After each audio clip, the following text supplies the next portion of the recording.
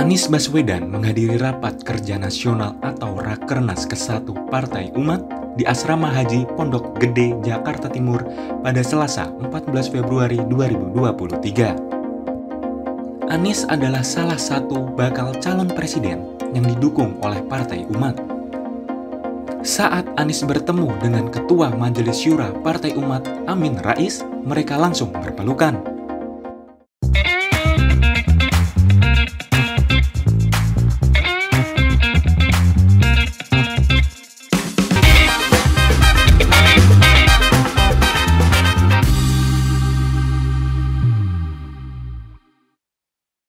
Akhirnya, dari sekian partai yang segan bicara kalau mereka menggunakan politik identitas dalam pemilu, seperti PKS misalnya, Partai Umat malah dengan gagah berani mengungkapkan kalau mereka akan menggunakan politik identitas sebagai jati dirinya. Dalam sisi marketing ya, apa yang dilakukan oleh Partai Umat ini disebut diferensiasi. Partai Umat mengambil celah yang membedakan dia dengan banyak partai lainnya, sehingga mereka punya brand positioning sebagai partai yang beda dengan yang lainnya. Apakah yang dilakukan oleh Partai Umat, partainya Pak Amin Rais, itu cerdas? Ya, saya bisa bilang cerdas.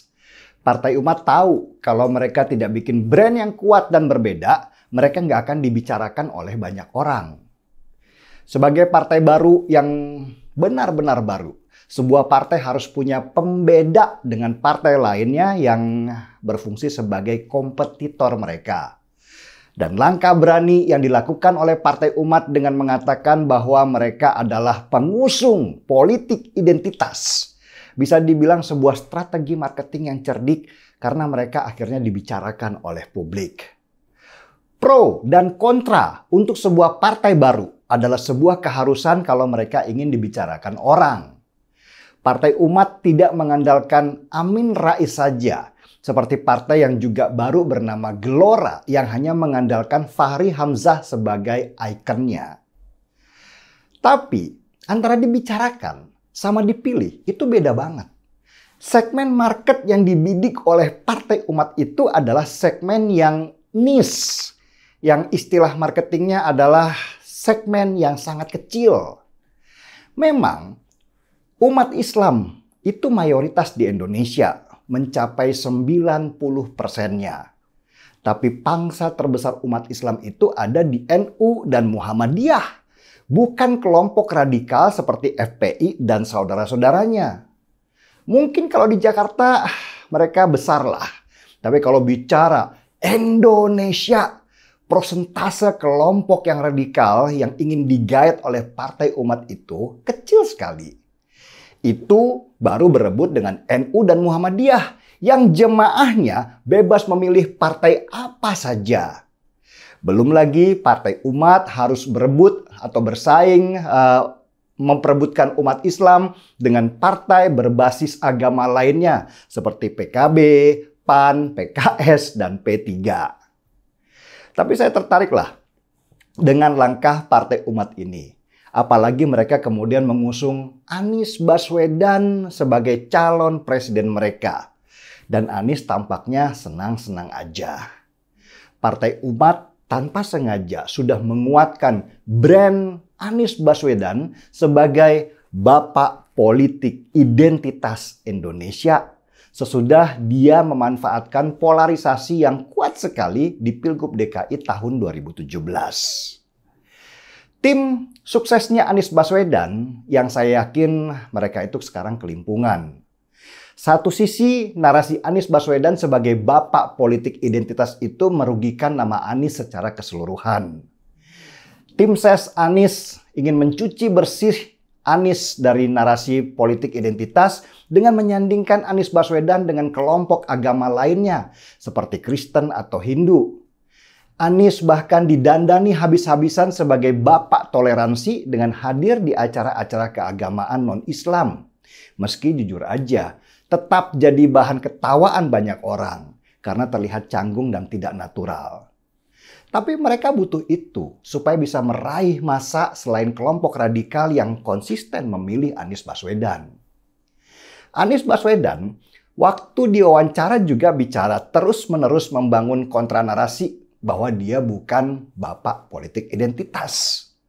Waktu saya memimpin Jakarta, apakah ada jejak politik identitas? Katanya. Ini pernyataan yang lucu dari seorang Anies yang menunjukkan kedangkalan wawasannya tentang apa itu politik identitas. Anies mengira politik identitas itu identik dengan chaos antar identitas saja. Pembiaran satu kelompok identitas untuk masuk ke dalam elemen-elemen pemerintahan itu adalah hasil dari politik identitas yang selalu dipakai waktu pemilu. Pejabat yang menang karena hasil politik identitas tentu akan berhutang budi pada penggerak politik identitas itu sendiri dan membuka ruang yang lebar untuk mereka. Tapi Anies memang begitu sih. Antara ucapan dan perbuatan, dia itu sering gak sinkron. Dia menikmati sekali ketika datang ke Rakernas Partai Umat dan diteriaki sebagai presiden. Kedatangan Anies ke Partai Umat ini, menurut saya, malah kembali mengotori baju politik identitas yang ingin dia cuci bersih. Jadi sia-sia kampanye dia kalau dia bukan bapak politik identitas. Ketika akhirnya dia datang ke Partai Umat yang menyatakan kalau mereka adalah partai yang mengusung politik identitas. Saya tuh kasihan sama Anies sebenarnya. Karena tim suksesnya bodoh-bodoh ya. Kalau saya jadi tim sesnya Anies, tentu saya akan menghindari apapun yang berbau politik identitas supaya bajunya bersih dari stigma itu. Ini udah dicuci malah dikotorin lagi. Atau mending gini aja deh, dorong aja sekalian biar punya brand positioning yang kuat. Anies Baswedan mendingan sekalian aja bicara, sayalah bapak politik identitas Indonesia. Nah, itu baru benar. Daripada di sana nggak diterima, di sini ditolak, mending deklarasikan aja sekalian biar FPI, HTI, dan ormas-ormas agama radikal lainnya langsung merapat. Gimana Bapak politik identitas Anies Baswedan? Setuju nggak dengan usul saya? Seruput dulu kopinya.